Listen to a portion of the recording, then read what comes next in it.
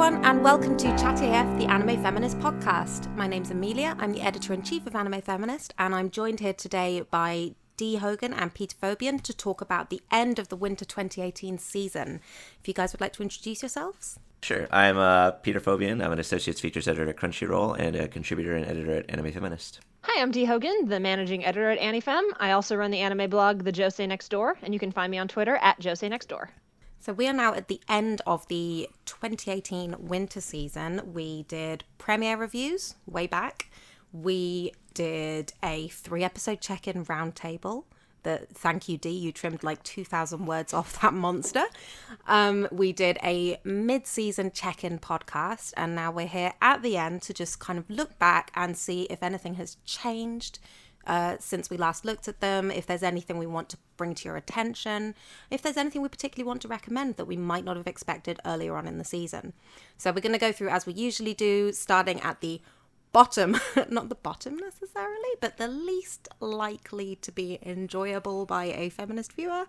Categories, starting with, let's see, I don't think anyone was watching anything from Anime Was a Mistake or Pit of Shame. No. But in Red Flags, I certainly watched After the Rain. And D, you watched After the Rain to a point and wrote an article about it. Yes, I did. And you said that it didn't really change your impressions in that time. No, yeah, I kept watching it and it kept pretty much doing. Every time it looked like it was maybe going to become a story that was actually about Akira and what she was going through, it would immediately slide back into lengthy Kondo monologues and look how pretty and glossy and perfect she is. And I just got tired, and so I stopped watching once I didn't have to watch it for critical purposes anymore. Well, I watched the finale about half an hour ago, and I think it does change because the romance becomes much less of a focus and it becomes much more about their individual situations. I kind of found this less interesting because they'd spent like 6 episodes building up this, like, it was a difficult story to watch in some ways for us. Certainly, we talked constantly, we critiqued it quite mercilessly, I think. And then it just kind of lets it fall by the wayside. And then Kondo spending more time with his university friend, who is now a novelist, and Akira spending more time with her track and field friend, Haruka, was that her name? Maybe. Very memorable character. And as a result, they don't spend as much time together. And when they do, it's just in this odd kind of non-friendship. Like they're not really friends. They have a whole episode where they discuss this and they make a point of the fact that it's kind of weird to call themselves friends. Akira's kind of clinging to it because it suggests more intimacy than just co-workers, but it's not really where they're at. And maybe by the end of the series you could say that, but it's more exactly as you would predict, is that they enrich each other's lives for being in them. But that's not what the first 6 episodes are about. So it's really, I don't know, it felt jarring to me to just drop that entirely and not actually go back to it at all. So, yeah, readers, if you have, or listeners, if you have different views, please do let me know. But I saw the final episode and really wasn't that interested, I think. So I think the first 6 episodes were actually more interesting for all they were, like, a little bit more provocative, I suppose. A little bit more challenging. It was still more interesting to me than what we ended up with, which was a bit dull. That was my view of it anyway. Moving on, then Yellow Flags, Darling in the FRANXX. D is definitely not watching this. No, I am not. You're watching it like via our sarcastic commentary and screenshot sharing. Yeah, exactly. Which has been the optimal way to watch Darling in the FRANXX. I have no regrets. Yeah, I mean, I have a few regrets, most notably that I stood up quite hard for this one and was like, no, it could be different. It could subvert. It has to subvert. Why would it be so obvious about the analogy it's making between piloting giant robots and sex if it's not going to subvert it? It doesn't subvert it. Then you watch Kill la Kill and you realize what's up. I realized what's up. Yeah, I watched Kill la Kill and everything changed for the worse. It was, Darling in the FRANXX does not do any of the things I hoped it would do. Peter, you have a pretty similar view? Yeah, I think Darling in the FRANXX kind of gives a different impression because it seems like the characters are actively trying to fight the premise. It's very heteronormative, but you get these characters who don't really like the circumstances that they're in, and like especially with the last episode where you get some like pretty strong gay coding out of two characters, and like this sort of objection to this pairing system that they have. But at the end of the day, it's always like they return to the status quo. So you feel like they're trying to break out, and it would be very interesting if there was this system and they were going to break out of it. But after 12 episodes of them just being forced back into this system that they're in, I think it's hard to argue that that's going to change now. Yeah, there are still people holding out hope, I think, but I think I gave up on that somewhere around episode 4 or 5, where I just was like, no, this isn't going where I hoped it would go. Mm-hmm. And yeah, after 12 episodes, it seems like if they do anything with it now, it will just be a cheap twist. It won't actually be saying anything. Yeah, well, the next twist looks like the new student council kids in the different outfits coming in and probably messing stuff up, so that doesn't really speak to it taking a deeper dive into like the relationships between the current pilots. It's probably going to be a conflict between these outsiders and the parasites that we know. So excellent. I think that's what's going to happen probably. I have to say though, I am really enjoying it.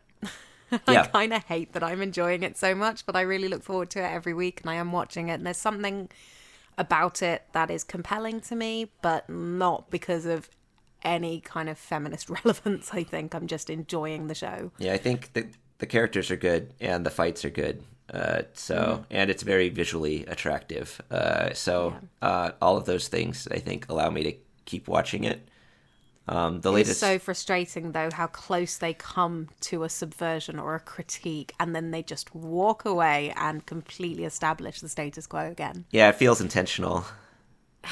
It really does. So there are moments like that, but I am still watching, and I'm going to watch the rest of the season. Yeah, I'm not too crazy about the latest developments with 02, since they had that. One of the things that, like, one of my objections to the series now is that even the stuff that it's obviously trying to do, it just doesn't make sense, really.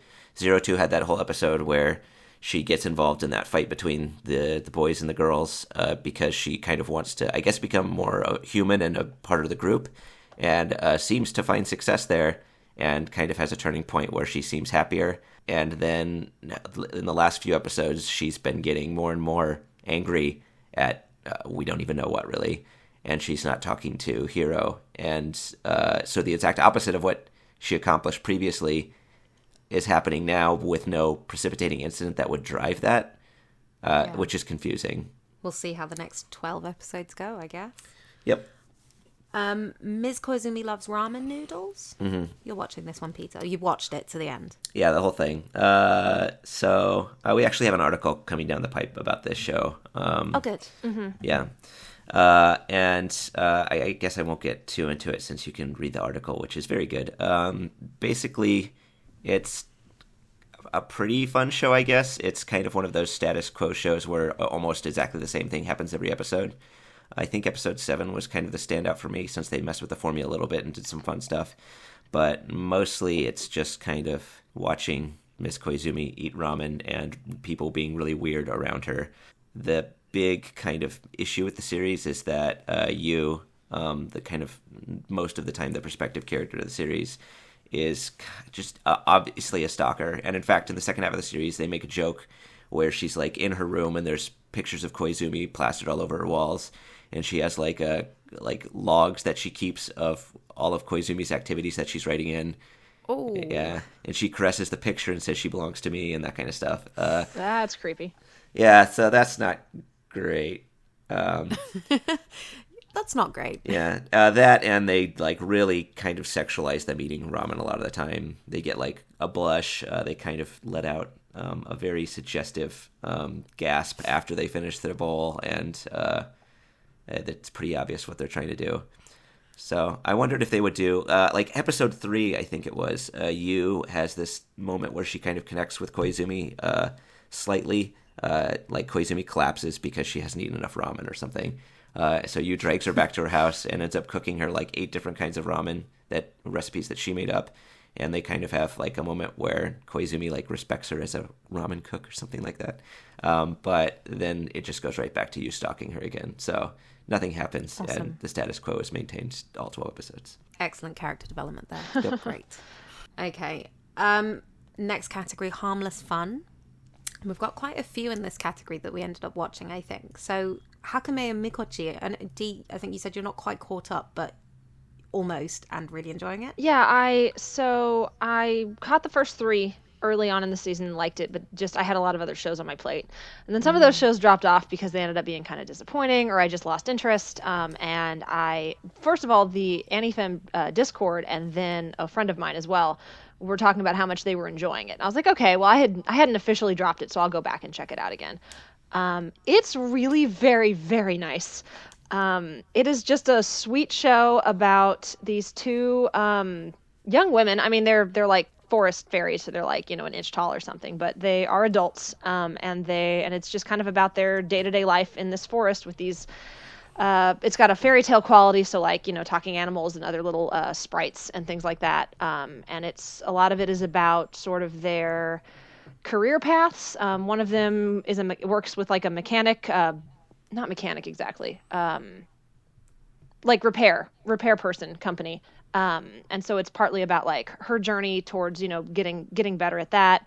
The other one, sort of like makes her own crafts at home, and it's just nice. It's developed into there's a very charming, broader cast. Their relationship with each other is really sweet.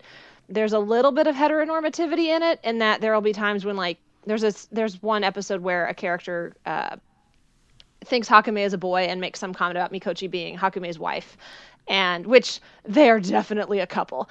But Hakumei's response to that is like, you do know I'm a woman, right? And so it looked like that was really the only thing in it that made me kind of, but otherwise it's been very pleasant.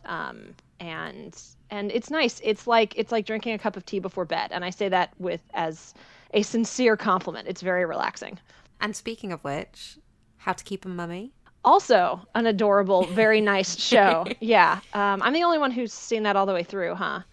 You are, but I feel like I should note, I started watching it last week. You've been recommending this for, 3 months now, solidly.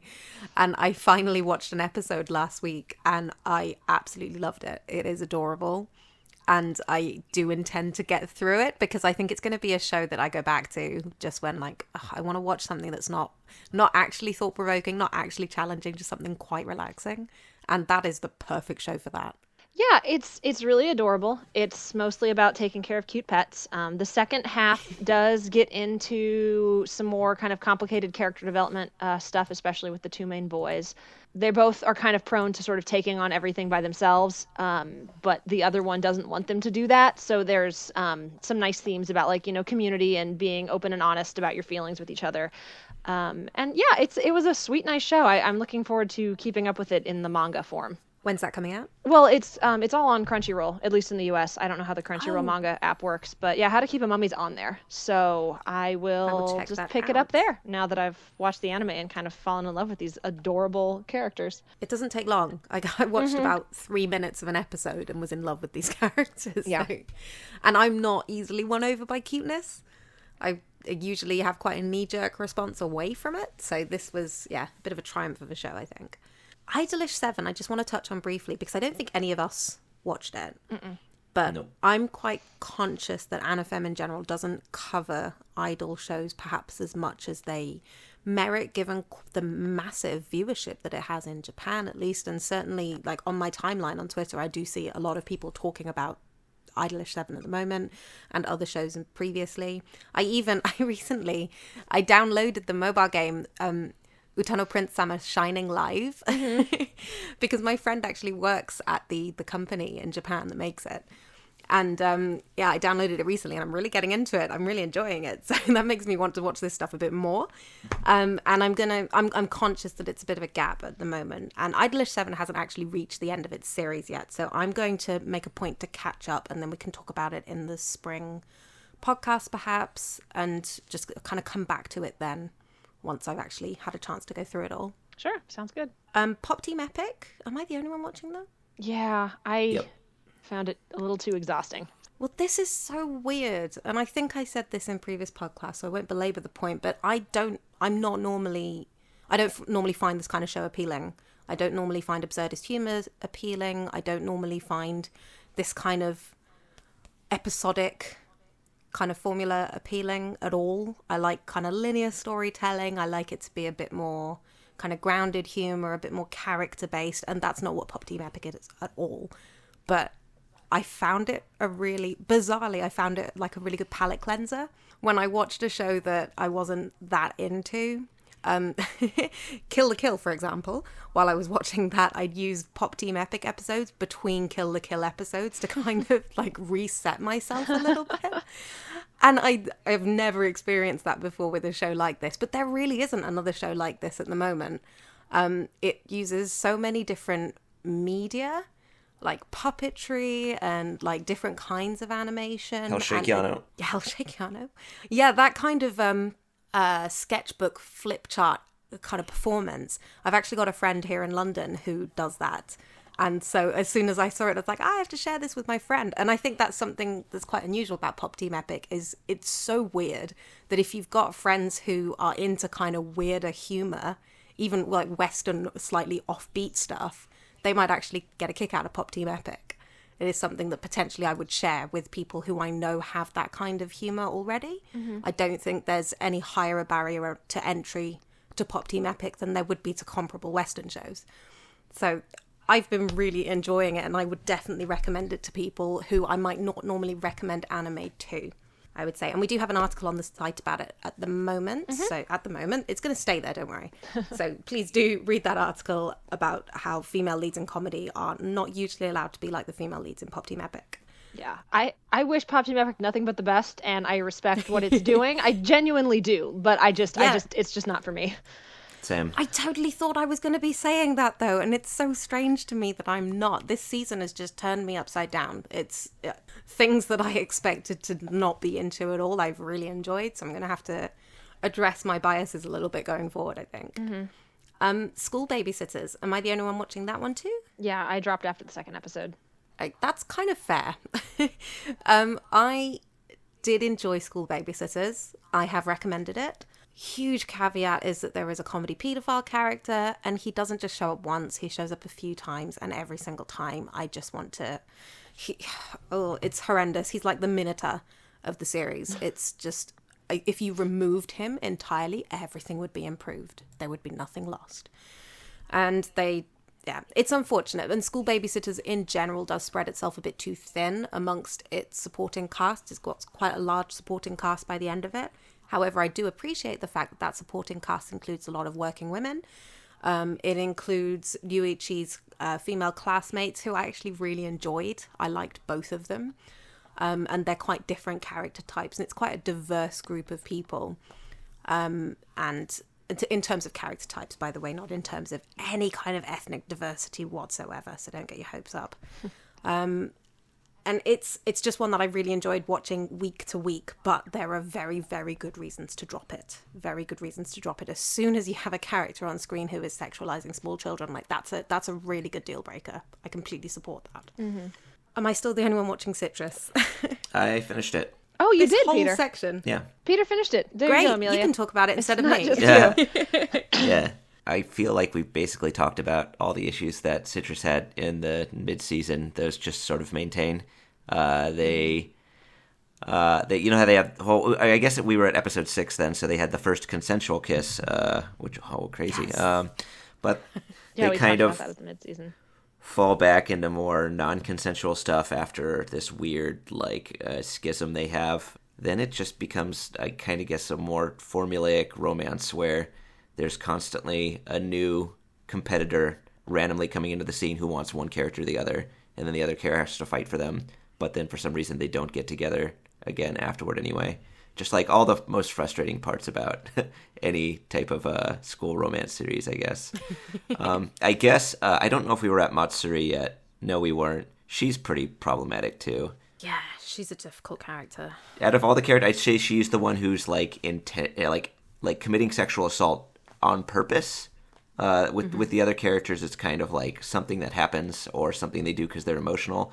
With her, it seems very calculated. Yeah, and I think we need to define what you mean by on purpose, because I know exactly what you mean. Yeah. But it's where the other characters, they are, perhaps following scripts that they think are acceptable that aren't actually. Matsuri knows that what she's doing is unacceptable. She uses it for blackmail. She is absolutely aware that she's crossing lines and that it's not okay. And she does it with very manipulative, malicious intentions.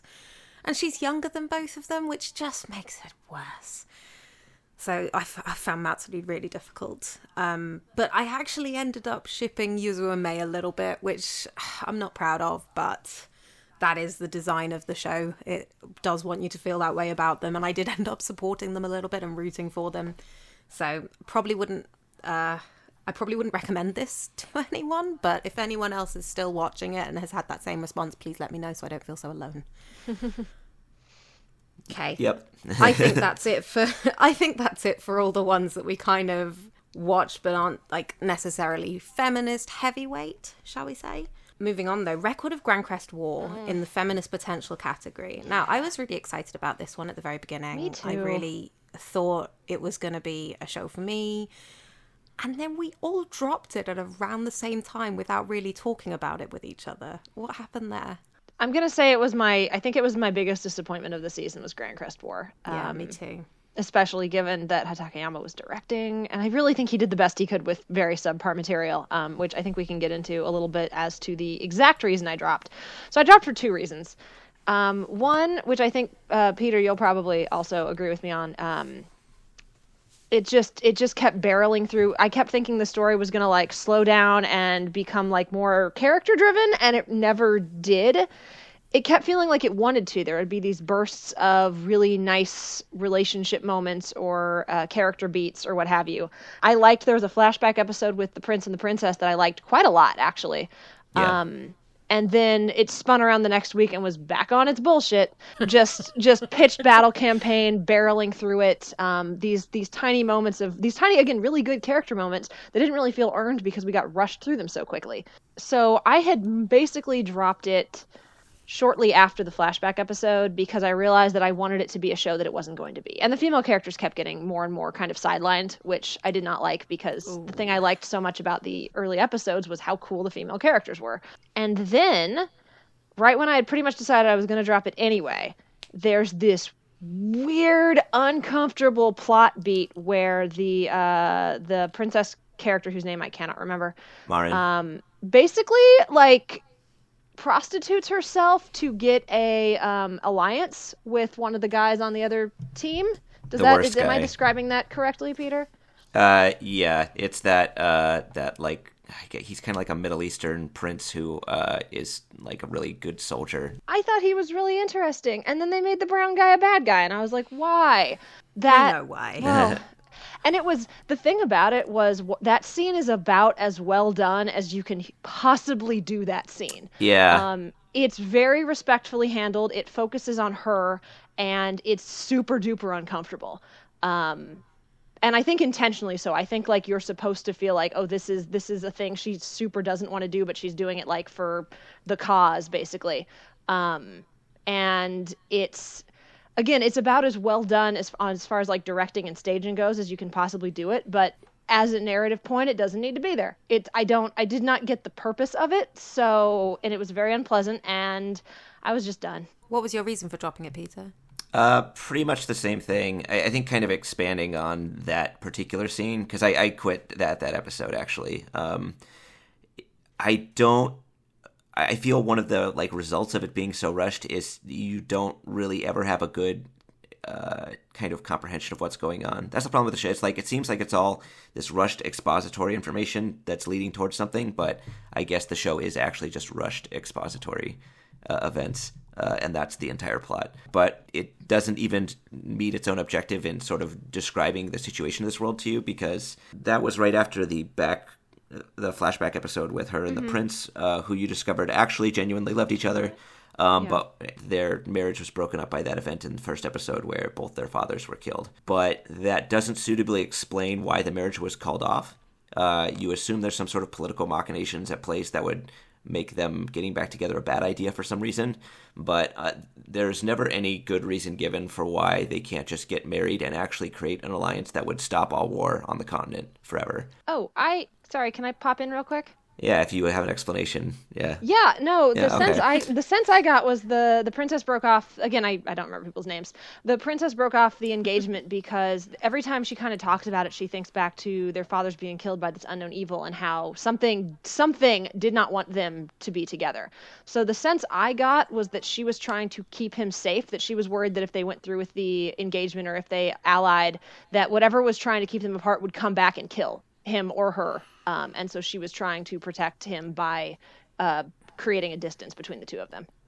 I feel like that's obvious because by them getting married, they would create the grand sigil that would seal off chaos forever or whatever. So obviously chaos doesn't want that, and that's why it attacked. And so instead, she's perpetuating a war that will keep mankind unable. Since they're killing each other, they won't be able to fight the forces of chaos. And in all likelihood, if she wins, she would have to kill the prince herself. So I don't see how her strategy is doing anything but not only accomplishing the same result of him getting killed, but also potentially everybody in the world. Yeah. I mean, I don't agree with her reasoning, but that was I just, as far as what the reason was, that was just saying that's what I think. That's what I think was going through her head there. And I get that it's really trying to frame her as kind of an ambitious and a woman who is driven by her goals and is willing to do very evil things to accomplish them, but to make her sympathetic. But the way that it's rushing through all this information, I can't. I felt the scene, if it had given us more time with Marin, probably would have been more impactful. But since it just blows through stuff so quickly, I haven't really been able to find her to be a sympathetic character, and it just comes across as really gross. And then she goes and kills a bunch of people with chemical weapons right afterward. It's the whole thing. Oh God, I forgot about that. Yeah. Yeah, it's so I don't know what's going on. And I think in the same episode, the two main characters kiss. It's really sweet. They get together, and I was like, I should really be into this moment, and I'm not, because you just rushed to it too quickly. So it's unfortunate. Yeah, it's all over the place. It's a shame. Yeah, I think it started feeling like a chore to go back to it. Mm-hmm. It started feeling like a lot of work, and I couldn't remember the details, because the way I tend to watch anime through the season is I tend to catch up in kind of 3-4 week chunks at a time. And by the time a month's gone by in Grancrest, it was just too much. I couldn't remember what had happened, because they were introducing new people all the time, and it was quite detailed politically, and there were kind of new abilities popping up. There was that whole episode with a vampire queen or something, and felt like it was going to be an arc done on an episode. I was like, oh well, and it was done. Bye. Exactly. So it got to a point where it started feeling like I'd have to rewatch previous episodes to try and remember where I've been, so I could suitably appreciate foregoing episodes, and it just wasn't worth it. So dropped. So I think we can safely say that of this category, that is the one that least fulfilled its feminist potential. Yeah, it least fulfilled any kind of potential, truthfully, which is very disappointing. So on a non-disappointing note, I know I'm the only one watching Violet Evergarden. It is streaming in the UK. I've really enjoyed Violet Evergarden, actually, and it has got better. I think initially I was not as into it. I thought it was beautiful, and I was watching it weekly, and it wasn't an issue, but I didn't really get into it. But I think the series is doing quite well, and I'm going to keep this as spoiler free as possible, but I think the series is doing quite well at treating Violet's emotions seriously, which I do appreciate, because it's taking on a more episodic format, which I understand is the structure that the light novels follow, where Violet travels around for her job, and so she goes somewhere, she interacts with a new person, new group of people, new situations, and then the next week she goes on somewhere else. But there is this through line of Violet herself, who was a child soldier, kind of learning to come to terms with her own past and learning to reconnect with herself and her emotions. And I think it's handling it well. I think it's handling it sensitively, and I'm really enjoying where it's going. So I know you guys are getting it soon. It's got a release date now on Netflix in the US. I think on the 5th, yeah. Oh, cool. Is it just one core? Yeah, it's 12 episodes, I believe. And it hasn't finished yet, because I think it started a little late. Mm-hmm. But I've really enjoyed what I've seen so far, which is everything that's been released in the UK so far. Absolutely, I would be recommending this. I really want to talk about it in more detail, but I can't just yet. So maybe once you're all caught up, we can talk about it in spring perhaps, or in a separate episode if it merits it. We'll come back to it. Laid Back Camp is the final one of this category. I think you both watched it? Yeah. Yep. Mm-hmm. I haven't, and it's not because I don't want to. I think initially it just seemed like cute girls doing cute things, etc. But you've all been praising it week after week. I like How to Keep a Mummy, actually. And I eventually started watching an episode, and I got as far as the theme tune, and I was just absolutely delighted by the theme tune, which is really like Jackson 5 style. And I instantly went back to the group chat and said, why did nobody tell me it has a Jackson 5 style theme tune? And Dee was outraged because there's a whole line in your review which specifically calls out its great theme tune and it's Jackson 5 style. So I do apologize, Dee. I'm absolutely... I forgive you. I absolutely intend to watch it based on what you've told me, but for anyone else who hasn't been able to witness your week by week enthusiasm for it, what would you say about it at this point? Now it's reached the end of its season. It's so good. It's just so good, and I love it so much. It is. That's a good starting point. It is. I think it is what the quote unquote cute girl, cute person, cute pet, whatever genre can be, which is to be a feel-good, sort of healing, relaxing comedy that people can tune in every week and just enjoy without having to worry about the camera getting skeevy or the characters being, treated like they're 5. It's just a really nice story about these very fun, kind of different female friendships. It does a good job of balancing a character who kind of likes to spend time by herself with these other characters who are a little more community focused, and it respects both those decisions and kind of shows the value of both, like that you can go camping by yourself and have a great time, and it's not that she's like secretly miserable. She's good, but then you can also, there's a different experience and a different fun to be had by going out and camping with your friends. It's just really good. I think it's the show I looked forward to the most every week. It was not the best show of the season, but I think it was the one I most looked forward to. So I just want to ask a question on that note, because we're going to be talking about A Place Further Than the Universe, which, spoilers, this was hands down the Team Anna Femme favourite of the season. And that is our strongest recommendation. We've talked about this all over the place.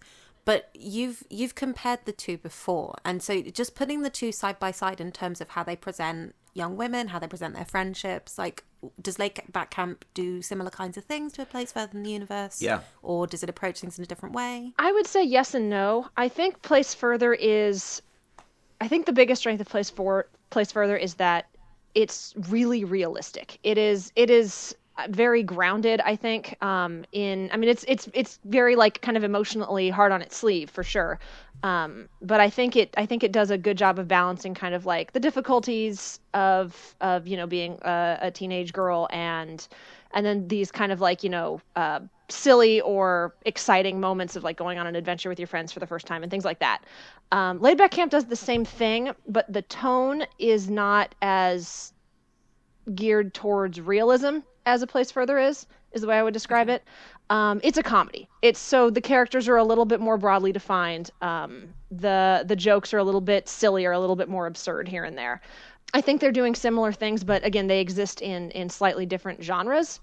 So they're doing them in different ways, is how I would describe it. How about you, Peter? You've seen both. Yeah, I do think it definitely has the kind of different characters have different ways of resolving conflicts or different types of personalities that might not gel all the time. But they find ways around it. Like one of the dynamics that's most noticeable in Laid Back Camp, I think, is Chiaki and Rin. I think Rin basically admits, to herself, she doesn't really say it to anybody else, that she doesn't like Chiaki because Chiaki kind of likes to tease people. And that in no way is that ever framed as like necessarily a bad thing. It's just something that I don't think Rin likes in a person that she hangs out with. So when they hang out, they end up going on that camping trip together, and it's fine. Spoiler alert. Yeah. But no, it's in the first episode. Yeah. You're good. Yeah. But it's kind of like, in addition to her liking solitude, I think that's one of the reasons she didn't join Out Club. Was just because she maybe too much exposure to that kind of stuff would stress her out. But for just a single outing, that's fine. So in like a more casual, just kind of like everyday social dynamic sense, I feel like it has some of those same elements as A Place Further in the Universe, just not without like the big character moments and drama. Everyone has like kind of a very, I think, a defined way of acting and approaching other people in laid back camp, at just as with A Place Further in the Universe. Yeah, and they're both shows like Hakumei and Mikochi. I may write an article about this, so I guess maybe look forward to that in the future. All three of them, I think, are very good about. There's like some cuteness and some goofiness to them that you might see in like a typical sort of cute girl show, but there's also this really nice focus on like self-reliance and independence, and I really appreciate that because like Rin going off on her own is depicted as a positive.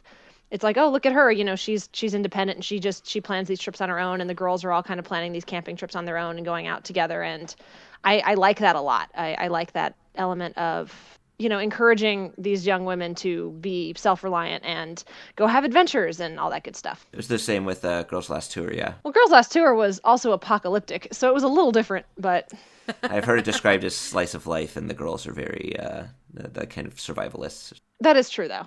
Yeah, it's, again, very, very different setting and tone, but a similar kind of thing where they look like they're going to be the cutesy blobs, and then there's a lot more to it than that. This has been quite a good season for cuteness handled in what I consider to be a more palatable way. It's been wonderful. Going into the feminist themes category, and again, I said I have a real knee-jerk aversion to cuteness, so I've been quite surprised at the cute shows I've ended up recommending to everyone.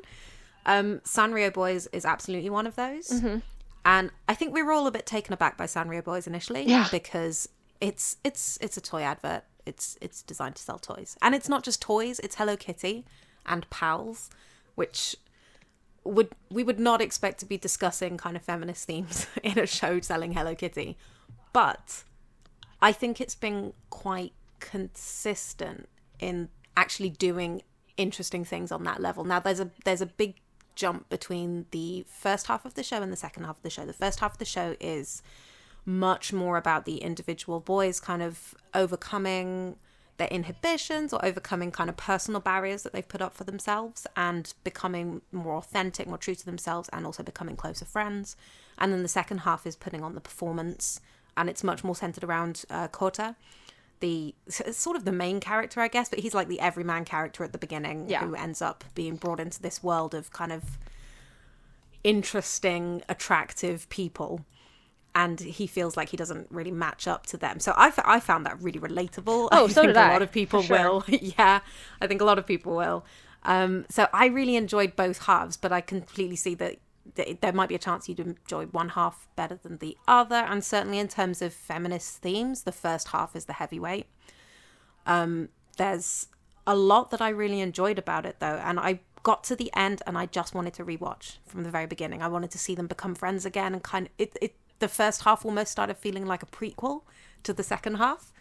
And I love prequels. So kind of going back and seeing how it all began was, I really appreciated that they made it a show that I would find rewarding on rewatch. It is so fun watching you realize that you actually like shoujo, and I can't wait to watch this continue over the course of the next few years as I throw more titles at you. I have never not liked shoujo. Because... I want to be really clear on this. No. Fruits Basket was like formative for me. Okay, it's not. I shouldn't say that you've said in the past that you dislike shoujo, but you've talked about how you have a hard time getting into a lot of it. That growing up, your formative titles were more the kind of shonen jump shonen type things. Absolutely. Absolutely. That was all I meant. So like the fact that two of your favorite shows this season were Sanrio Boys and School Babysitters, I'm like, oh, look at Amelia! I cannot wait to show you more shoujo. This is gonna be fun. I like Sanrio Boys. I've always enjoyed shoujo, but I found it hard, I think, to find the stuff in shoujo that I like. Mm-hmm. Which tends to be more character driven, and Sanrio Boys is quite character driven. School Babysitters not so much. That's more to do with the fact that I have much younger siblings myself. I've got one sibling who's 11 years younger, one who's 14 years younger, one who's like 19 years younger than me. So I've been that older teenager looking after a 2-year-old a few times, and it's it was really recognizable what this kid's going through on screen, and so that really connected me with that story. But in general, I don't have that experience watching cute shows about cute people, and I've been really pleasantly surprised with how character driven some of these shows have been, and Sanrio Boys completely took me by surprise, and I'm very open to recommendations of similar shoujo that approaches character development in a comparable way. Oh, yay. I'm going to get you that list. Can't wait. I also finished Sanrio Boys. I liked it. I liked the first half a lot better than the second. I think the second half was what I thought Sanrio Boys was going to be, which was a pleasant, cute boys doing cute things and having emotions while they do cute things type show, which is fine. Like I think I've made it pretty clear on my own blog over the past few years that I like those kinds of shows, so that wouldn't have been an issue. But the first half seemed very thematically focused on kind of challenging these traditional ideas about masculinity, and that gets pretty much dropped in the second half. Like I kept waiting for them to run into some kind of pushback with the school. Or that the play would incorporate the Sanrio stuff more obviously, and there'd be something there, some kind of conflict. And there really isn't. It becomes a very just sort of personal Coda is struggling with his self-confidence sort of story, which again, like you said, very relatable. It was a shift that I think the show, because the first half did seem like it really wanted to dig into those sort of progressive ideas. It was a little bit disappointing for me.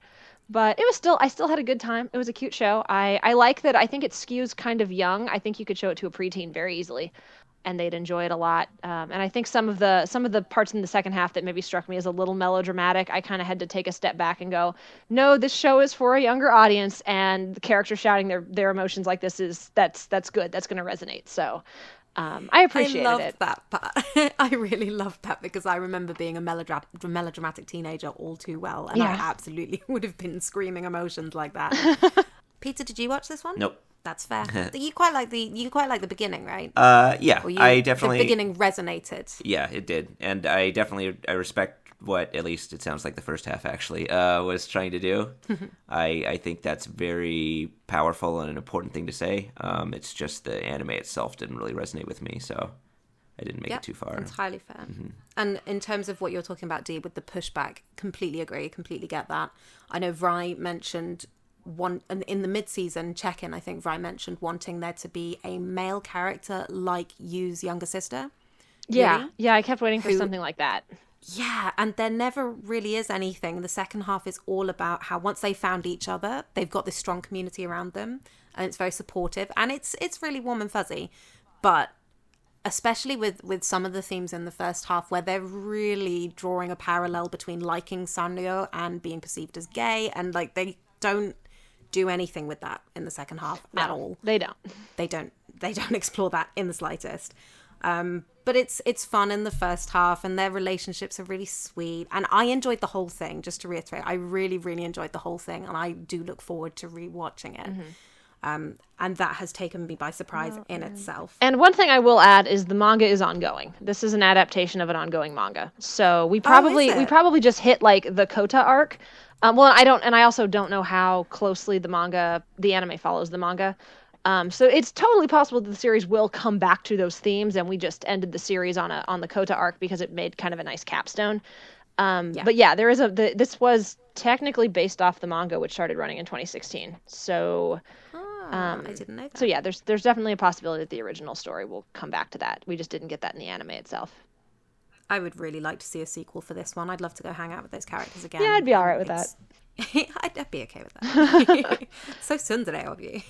Right, the DamePri anime Caravan I started watching, and I haven't been able to finish yet because I don't have a High Dive subscription. So once it stops being new, I'm going to absorb the whole thing on High Dive all at once because I really enjoyed it, and it doesn't sound like there's any reason I shouldn't. There's one kind of big caveat that I always hit people with, just to start things off. Episode 8, it's a one-off single episode like storyline. There's the villain at the end is a gay pedophile, and it's very bad. It's played as like a big joke, and it's really unpleasant. Could anime just stop making jokey pedophile characters? That would really be helpful. I love that. Actually. That would just make our whole job a lot easier, really. 2 in a season, 2. That's... It feels like a low bar, and yet... thankfully... Failed to clear it twice in a single season. Yeah. Excellent. I mean, thankfully it's a one-off character who never shows up again before or after. So you could theoretically skip the episode. There's some character development in there, but I guess you could theoretically skip it. It started off, and I really thought it was going to be like the next Ouran High. Like, I was very, very excited about not the next Ouran High, like Ouran High, but with Otome games, like that very loving parody of the tropes, and a main female character who really has no time for this tropey bullshit. And it followed that for the most part. It never quite hit the heights that I think I maybe had set for it myself, probably unfairly at the beginning. So it struggles a little bit to develop its characters as it goes, and it rushes through some of it. It gets a little more dramatic and plot driven at the end, and I enjoyed it, but it was a little rushed. I still liked it a lot though. For the most part, again, other than that one big caveat, it was a lot of fun. There are some very good sort of jokes and takes on the shoujo otome, like reverse harem genre. There's a Hot Springs episode that is inspired. And then like another episode where the guys keep trying to ask Ani to dance, and it keeps going. It's like every trope in the book, and then they all go horribly awry, which was also very fun.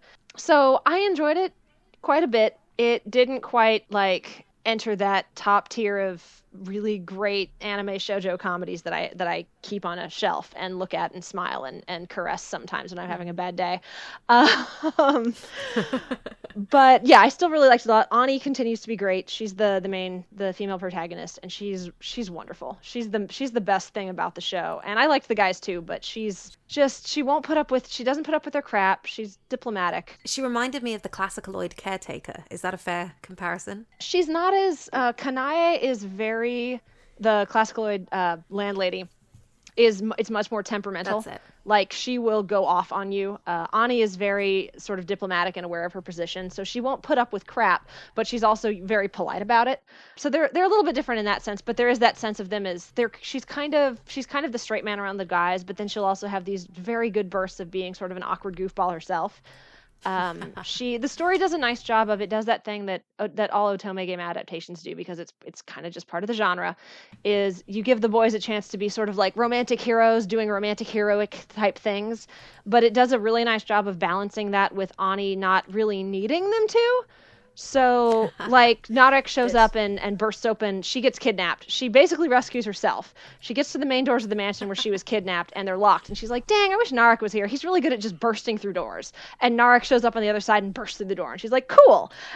And so, like, she could have found a way out on her own, but it's like, you know, it's nice that he helped her out. And so you get that little moment of like, oh, well, it's sweet of you to care about me, and you got to do something. But it didn't feel like she was ever damseled. And I appreciated that. So that's good. Yeah, no, I look forward to catching up with it. Yeah, I named it my problematic fave this season. It's a fairly tame problematic fave, but again, it did have that one big issue in episode 8. But otherwise, wow, so it was fun. Means, because School Babysitters was my problematic fave, so we've actually got 2 whole paedophile characters in our problematic faves for anime feminists. This season, that's not a position I thought we'd be in at the beginning of the season. No, I have to say, it was a surprising season in a lot of ways. Well, let's move on to something that was surprising for me personally, was A Place Further Than the Universe. And I went into this, I actually started a tweet thread. I was going to live tweet it. I was like, ugh, cute girls doing cute things. Ugh, can't be bothered, not interested. And I was snarking about absolutely everything for about 15 minutes. And then I completely turned around, and by the end I was saying, I'm so sorry, this show's amazing. And it hasn't let me down. It is such a strong show. I think we all agreed on that. Mm-hmm. Yeah, it's fantastic. I had tentative hopes for it, not necessarily because of, the visuals or the PV or anything like that. I knew it was being directed by Ishizuka Atsuko, and I'd seen some of her previous work where she was adapting mediocre material and making it look really nice. And I was like, okay, if you get your own project, this could be great. And I was right, which is awesome. So she was the director for this one, and it's really, really, really good. I hesitate to use the word perfect, but it's very close to just being a perfect coming of age story about these 5 girls going to Antarctica. Like, it's really excellently, every episode has its own sort of emotional beat, which all kind of come together to form this entire arc. Every character gets their own story. It's really well done. Sorry, I said 5. 4. The 4 girls. Megumi gets her conclusion. Yeah, and then there's Megumi, her friend. So she gets a little arc too, which is great. Yeah, I was really surprised they fit that in at the end. That was really good. Mm-hmm. I was waiting to see her in some form. I was like, that was the one thing that hadn't yet quite been tied up at the end, and it took me by surprise, like what they chose to do with her. Yeah, I thought it was lovely. Her finally being influenced by Kimari. Yeah, that was excellent. The whole show was just excellent. The whole show was excellent. Because you suggested I do the write-up for this one. My first thought was just, I'm not worthy. I found it really hard to try and list things that are good about it because it is so strong. And the things that stood out to me may not necessarily be the things that stood out to somebody else. And we would both be right because there is so much to choose from that it gets right, that it does well. So yeah, for me it was all about the character development. It was all about their interactions. The story craft of this show was just exquisitely done. Mm-hmm. It was beautifully, the dynamics between the girls were just beautifully handled. It was never melodramatic. It was always completely plausible, grounded conflict. It came out of the characters. It was completely in keeping with their surroundings, with their relationship to date. It all made sense. Mm-hmm. And it really resonated. And there were moments when you'd watch them on screen and be like, that could have been me and my friends. Like 20 years ago. Like 20 years ago? I'm like, yep, 20 years ago. Wow. Moving on.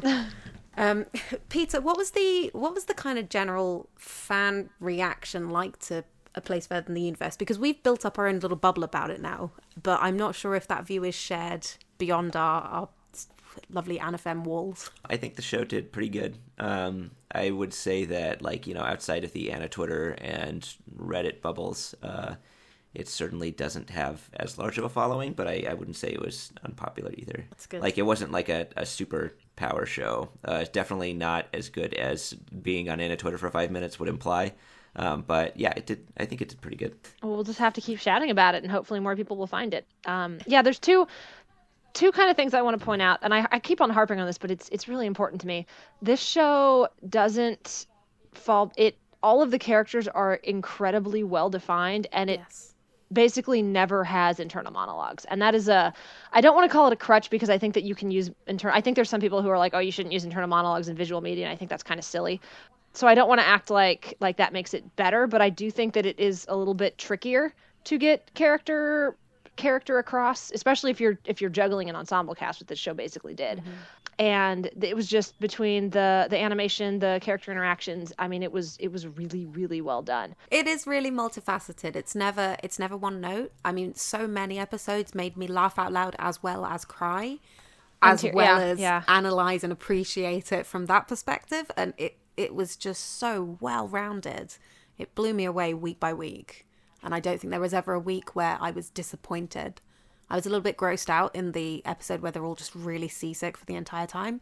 But apart from that, and even that they handled really well. And I've got a real squick about vomit. I love that. Yeah. I love that episode though, because I think so many times when you get shows like this, they don't really talk about the unglamorous aspects of the adventure. The fact that the adventure is going to have parts that are going to be, boring or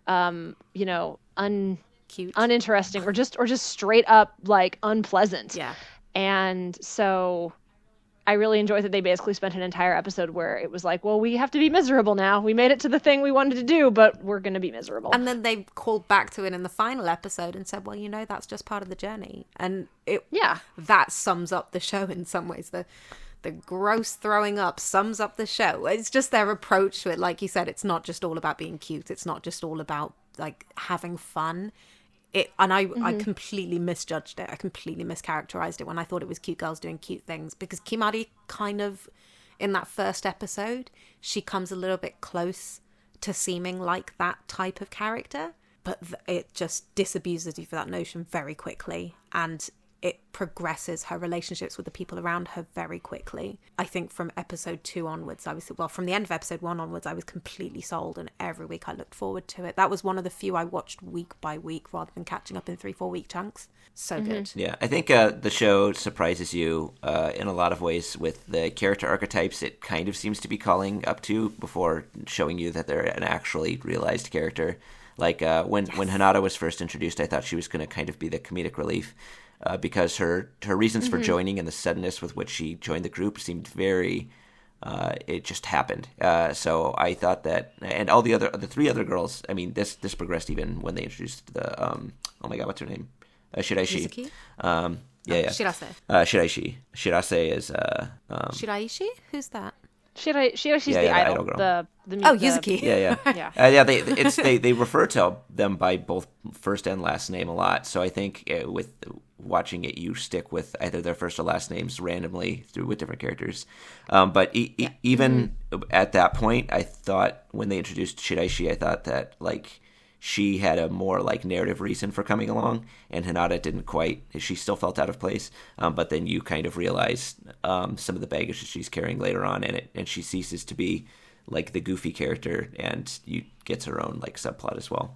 So I thought that was a really good way to handle it. And when they could have been lazy and just made her the character who likes to goof around and tease people. That's the thing, isn't it? They could have taken easy options at every step of the way, and they actively chose not to. There was one beautiful scene that I tweeted about between Shirase and Hinata. Like, there was no reason for those two to spend time together, really, at that point. They hadn't. Shirase and Kimari was kind of the leading relationship at that point. We could easily have spent more time with them, kind of reflecting on their journey so far and whatever. And instead it put these two characters who have really different ways of managing conflict in a room together, and conflict just came out of the fact that they handle things differently. And it was just such a real moment, and it was so unnecessary in terms of like they made work for themselves as writers, they made work for themselves as creators. And I really appreciated that they did that, because by the end of the series, you've got this cast of fully fleshed out characters with really distinct personalities and motivations and goals. And relationships to each other, relationships too, which with I really each other. liked. And it's not even just the teenage girls. We've got these adult women who are scientists, who are like parental figures in Shirase's case in some ways. And Shirase has two moms. It's canon. It's canon. And it's even those characters who get introduced a bit later, and they're not teenage girls, and they're in these kind of big pre-established groups, and we still get to know them. The cook, I really enjoyed her character, and you just get to know them because the show makes a point of giving you ways into building a connection with them, if that makes sense. Yeah. No, I agree with you for sure. I was just so blown away by it. Yeah. It's really rich experience. really good. Really good. Yeah. It's consistent throughout. I don't think there was ever a down episode like you were saying. It's just it's great. But Amelia, is it feminist? I'm sorry. What a fun question. What a fun question that is. I love answering that question. And I know everyone loves that question. For it's the answer, you should go to our very own Caitlin Moore's website, heroineproblem.com. That's heroin with an E. And you should look up her slides for her presentation, Is This Feminist? And the problems within that question. That's my answer. One more thing I wanted to bring up is I thought that in addition to like all the character stuff, A Place for the Universe really felt like sort of a modern story in the way that it handled the way we communicate through technology. That was one of the things that really stood out. You read a piece on this, didn't you? Both Place Further and Laid Back Camp, I think, did a really good job with that. That's another weird parallel between those two shows. But I think like the only time I've ever seen there be such a distinct use of technology was maybe Voices of a Distant Star by Shinkai. I was thinking of that. It's not only... Oh, that's another story that wrecked me a little bit. Yes. So. That one's a bit harsher, but it's not only the contents of the messages, but also the way that they use the technology. One of the most impactful moments in the scene is when those two girls just leave the chat without saying anything at all. It's not a message, but you kind of get why they did that and what it means for their relationship just through that action. The way that you can convey emotionality through text and the pace at which people reply to you having connotations beyond just the actual message that you eventually receive. And of course, should I say... sending emails to her mother. To her mom throughout the story. Yeah. Whew. Yeah. Peter, you reminded me of the one other thing I wanted to mention earlier. A Place Further is one of those anime. I'm not sure why this triggered it, but it's one of those anime that I think you could recommend it to non-anime Yes. fans, like very easily. Like people who have not watched anime before, it's like, oh, do you like coming of age stories? Here's a really, really good one. Yeah. Enjoy. Keep your tissues at handy. Yeah. The barrier to entry is very low on this one. Yeah, I know some people who watched it just because they were interested in Antarctica, and then they ended up liking everything else about it as well. Because why wouldn't you? Yeah, how often do you get a show about people going to Antarctica for any other reason or anything that really explores? Like, it's almost like a documentary. It was so well paced as well, because Yeah. I thought for sure that it was going to be like either some huge journey just to get to Antarctica and just getting there would be the goal, or it would be done really quickly and then it would be all about their time there. And instead it was pretty much 50-50. And it all felt really naturally paced. I was so impressed. Yeah. Yep. It's just excellent. It's just excellent. Just watch it if you haven't. 10 out of 10. 10 out of 10 for sure. Yeah, I don't give out 5 stars on Anime Planet very often, and when Place Further ended, I was like, no hesitation, 5 stars. Yeah, That was- absolutely. that was great. We can recommend this without caveats to feminist viewers. Yeah. For sure, I think. Except if you're a bit sensitive to bereavement of a parent, I think that's the one thing I would say be a bit kind of... Yeah, if you just can't, like, personally... It's very well handled, but if that's a story that you just can't deal with right now, then Exactly. That's I give this one a pass for now and maybe come back to it later. But give it a pass other because than it that- handles it really well. Yeah. That's the thing. It's Yeah, not because exactly. it's doing anything wrong. It's because it's doing it well. It handles it beautifully and you really feel it and it hits you hard. So if that's something that's going to really upset you, maybe step away from this one for a bit. But otherwise, unconditional recommendation. Yep. Yeah. Okay, let's wrap up by looking at some of the shows that didn't start this season. So we've got sequels and we've got carryovers, continuations. So I haven't seen any of these. So if one of you just wants to start with your favorite, Favorite. come on, D, Sure. do it, D. All right, I'll start. Classicaloid is still really, really good, and it makes me sad that more people aren't watching it. It continues to be a absolutely wonderful Saturday morning cartoon that does a really, really good job of balancing very cleverly goofy, imaginatively weird storylines with these very nice character beats that are also kind of educational because they'll tie into the composer's like real lives when they were, their actual historical background. And sort of how that comes forward into the characters they are now. What else do I want to say about it? It's really, really good. It does this thing that I started to appreciate a lot in the finale of season 2, where it kind of blends a lot of the things I really enjoy about shonen and shoujo like narrative beats, in terms of like, bombastic last minute power ups and people saving the world with their feelings, and it kind of merges all that together. It treats its female characters are all excellent. I wouldn't say it's like feminist forward necessarily, but I think it's very feminist friendly, and the girls get to be as goofy and angry and cool as the guys do, oftentimes more so. And I love it. I love Classicaloid. People should go watch Classicaloid. Just to dig into that a little bit, you say the Sure. girls, but we're talking about characters as well who have female forms and passed as male composers. Is that right? Yeah, it's very hard to talk about because it's one of those. Yeah. I remember talking to Vry about this when I wrote an article. I wrote an article about the Girls' Day Out episode in season 1. I remember that. And I remember talking to Vry and being like, okay, I need to come up. How do I explain a person who in a past life was assigned male at birth, but then was uploaded into a new body that is assigned female? It's like, do we have words for that? Because this is anime. This doesn't happen in the real world. So it's difficult to talk about. And I mean, I think overall, I think it handles it really well. I think it's very chill about it. There's one I feel very confident calling her a woman. Litzt was, in his history speaking, was identified as a man, and gets reborn into a what we would traditionally consider a female body, and is totally chill with it, and is like, yeah, no, I'm a woman, it's fine, no big deal. But then like Chaiko, who Tchaikovsky, is a little less pleased with it, especially because they are 16 and cannot drink vodka. So there is, and anytime they're not like doing their idol thing, they're wearing like a bald cap and one of those like belly warmers and just like complaining about everything, and they're wonderful. And I'm using they because I'm not sure what pronoun to use for Chaiko because again, anime. Yep.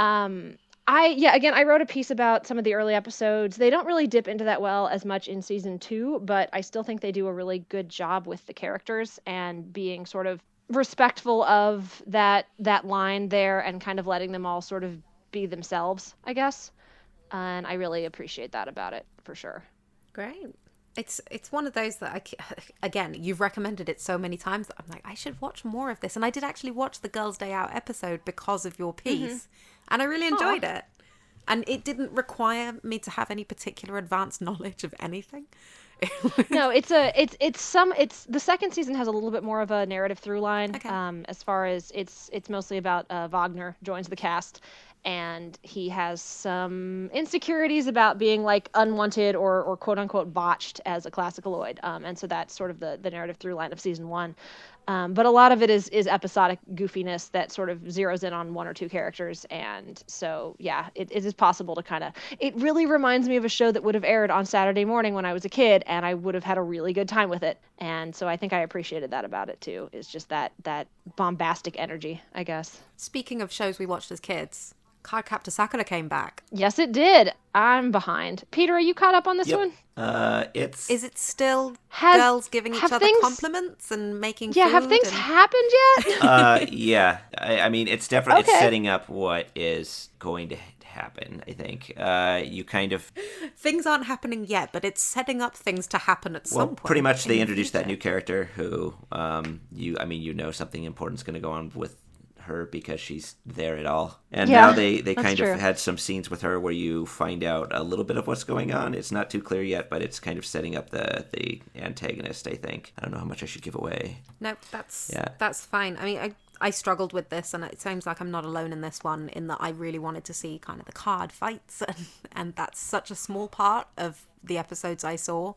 It seemed almost incidental to the main plot of Sakura and her friends are really sweet to each other. Yeah, Sakura's very competent now, and like I appreciate that the show has allowed her to grow as a card captor, but it does mean that the conflicts with the cards are very low stakes because she's just got this. She's fine at this point. I have a feeling, because I think the first season was also paced similarly. I think there was a little bit more conflict in each episode, but I think the pacing was somewhat like this as well. It's been a long time since I watched it. Yeah, I have really So I'm kind of waiting and wondering if binging it might be a better plan, because then maybe I won't feel like week to week nothing is happening. Also, this season just had so many chill, healing, pleasant shows. So I sort of dropped off because of that, but I think I'll probably come back to it at some point. I would like to mention, calling it right now, that Cardcaptor Sakura is actually a crossover with One Piece, since there's a character whose middle name is D, and a lot of importance is kind of given to the fact that his middle initial is D. It's specifically called out, and as we all know, one of the most important aspects narratively in One Piece is the will of D. So I think it's... And an anime feminist, for that matter. Yeah, Basil D. Hawkins is a character in One Piece who uses cards, so I'm sure that he's somehow found his way into the Cardcaptor universe. And I'm calling it now, so when it happens, I can say that I was right. Please note. Yeah, no, that sounds like it's canon, definitely. Yeah. So Shonen Jump Cardcaptor Sakura I would actually be very interested in. So. Yeah. I would watch that in a heartbeat.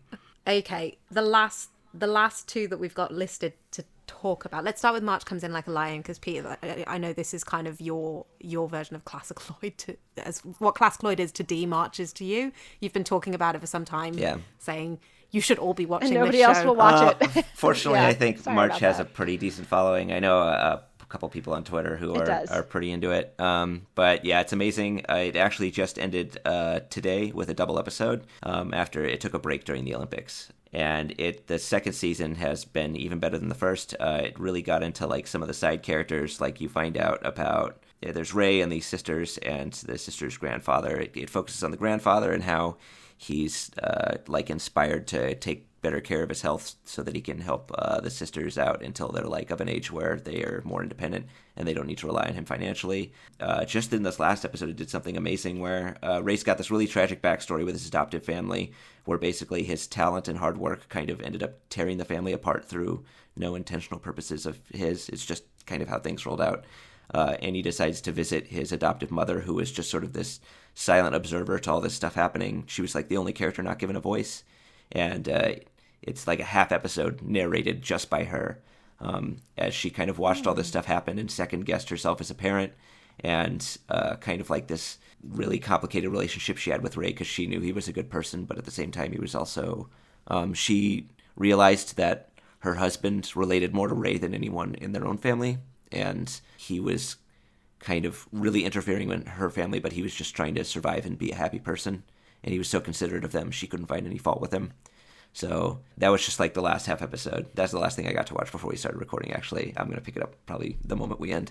But it's very, very well written. I think I would actually compare it pretty much to A Place Further in the Universe in the way that it has, it's very free of any problematic content. All the characters feel fully actualized, have very complex motivations and interactions with one another. I put it on that same shelf. It's just nobody's watching Wow. it. Yeah. I consider them equal. Bold statement. I as soon as if somebody would frickin' license the manga, I would pre-order that in Absolutely. a heartbeat. The only reason I didn't, I stuck with it. I watched the first few episodes, and I just found the directorial style very exhausting. I guess sort of it's Shinbo a little bit, and it's got that sort of in-your-face style of his, and I just couldn't. I struggled with that, but I really liked the narrative, so I would love someone to bring the manga over so I could enjoy that. Yeah. I actually saw the live action film. Oh, yeah. recently, That was great. Oh, and I really enjoyed it. And I was like, that's it. Now I'm going to watch the anime. And I obviously haven't yet. But I do have plans to watch this one through. I feel like I owe this to you, Peter, because I've been saying for like months, yeah, I'll watch March. I'll totally watch March. I'll definitely get around to it. And I haven't. So now I'm actually going to watch March Comes in Like a Lion. And I will let you know if I agree with your statement that it is good as A Place Further in the Universe. Okay. That's a very bold statement. And I'd like to... The live action focuses almost exclusively on Ray. The anime gets much more into the three sisters, his like estranged adoptive sister, and some other like female and like older characters that surrounds all of them. So it's much more complete in that sense. The live action actually covered the whole first season, 24 episodes, and like maybe 8 episodes of the second season. So it was a lot of content that it was pushing you through, and it really cut a lot of content from the side characters out to do that. Understandably. Mm-hmm. But I thought it was good. I actually thought it contextualized his the duel in the very beginning he has between him and his father playing shogi. I thought it contextualized it better in the anime with like the ramifications of him beating his father and like kind of their complicated relationship and how it was very traumatic to Ray to have to play his father in that way. I thought it did it way better than the anime, actually. It's such a big thing to drop into the first episode, because it is the first episode, isn't it? Yeah, it's like the opening moment of the story. Thing. Yeah. And but like somehow the live action contextualized it much better. The anime, I didn't quite get it until later on, and you realize more about his relationship with his dad, and you're like, oh man, that was awful that he even had to play him, much less like defeat his dad and potentially prevent him from being promoted to the next level of shogi class. I love stories about games, I guess. I really enjoyed Me Hikaru too. no Go. I really enjoyed Chihayafuru.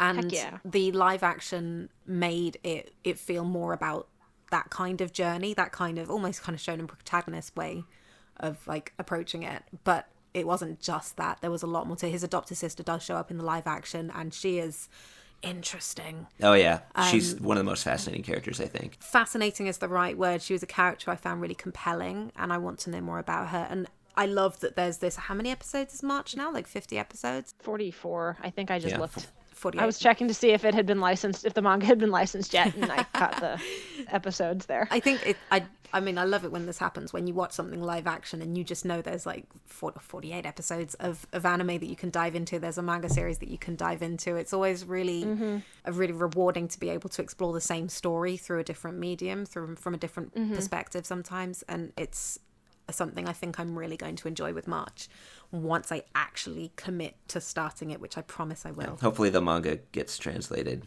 But yeah, it's amazing. I think one of the most recent plot points has probably given me one of the most like complex emotional reactions I've ever had to media in its entirety. And you can't talk about it with anyone because none of us have seen it. Basically. It's there's something really bad happens to a friend of one of the sisters, and she ends up needing to go to therapy. And you see that she visits her while she's in therapy. It's like in this farm where there's like a lot of animals, and you get to help out on the farm, and you kind of like sort of the idea is you kind of like are able to rebuild yourself there and then slowly reintroduce yourself into like social interactions with people your age. And you see that she's doing well, but you also see that she's not quite over it. And it's this really complex feeling of like optimism and just anger and resentment over what happened to her. It's pretty, like, I can't remember ever feeling like that complex of a react. Like, it's so many emotions that you feel at the same time, just at this kind of this situation that it presents you with. It's really good. That's really appealing. I need to watch this. Yep. Yeah, it sounds good. And speaking of complex, Ancient Magus Bride, that's been a bit of a roller coaster by the sounds of it. I haven't been watching it. The first few episodes felt almost like Monster of the Week to me. And so I found it kind of hard to keep up and stay interested. But the last few episodes have sparked some really strong reactions. And I know you're both watching this one or have watched this one. Yep. Yeah, we both finished it. Yeah. I think we were both very disappointed with the final episode. And it's hard to talk about without diving into spoiler town, so I don't particularly want to do a full podcast about Ancient Magus Bride, but we might have to at some point. I think the anime veered off in its own direction in the final episode and wrote a completely original ending. And I can't know that for sure because the manga it surpassed the manga. And so I don't know if they were building off of Yamazaki's notes or if they just invented an ending for themselves. It very quickly glosses over a lot of the big, serious, important things that had happened in the past few episodes and shuffles the characters back to a status quo that it feels like the narrative up to that point had been challenging and trying to push them away from. So I hated the final episode. Yeah, even worse, it went the opposite direction. You got whiplash because it didn't even bring you back to the status quo. It went the other direction entirely. It was I guess traumatic. That's true. Yeah. I am very confident that that's not what's going to happen in the next manga volume. I think that's anime original. Yeah, if the ending 100%. Well, I shouldn't say 100% because again, the manga is caught up. So the ending came before whatever is going to happen in the manga. If that is where the story goes, it's very bad storytelling. I don't know any other way to describe it. Like there's been a lot of setup in terms of pushing Chise towards acknowledging her own agency and self-worth and being more independent and the dangers of a codependent relationship. The ending of the anime really backtracks and again sort of hand waves, which I think is maybe what was more upsetting to me was that they pretended like, oh no, it wasn't a big deal. Oh yeah, it felt insulting actually. In the final episode where she says, "Now did. we're going to talk about how you betrayed me and tried to kill a child." Yeah, and then they played it up like it's comedic. They converted to the chibi art style for that conversation, and I was like, "What? Yeah. Did you actually do that?" They're chibi right now, and she's like, "Why did you kill that? Like, try to kill that kid?" I don't know. I guess it was an attempt to make it seem less serious because the context of the conversation was one of levity. It was bad. Yeah. Again, so I don't think there's any way to say this without sounding like I'm tooting my own horn. So I guess I'm going to toot my own horn. Do it. I have watched and read and studied so many freaking stories over the course of my life that I typically have a pretty good feel for how things are going to go. That's not to say that things don't surprise me. They do. But I usually can feel like, oh, well, they're dropping these nuggets and this is going to get, built on and addressed later. And the ending of Magus's Bride was so opposite what it felt like it had been building up to at that point that I felt betrayed.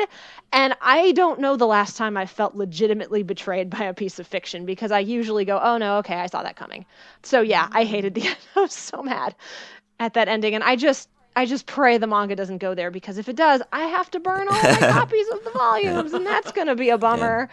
Yeah. That's why I'm confident that it was sort of anime related because you could already see the way Wit was changing the story a bit to focus more on Chise and Elias. I think they thought that was like a good selling point. It was, if I'm being completely clinical about it, so they really leaned into the ship, and honestly, that was probably a smart thing to do because just from my own observations, that's what people were watching the show for.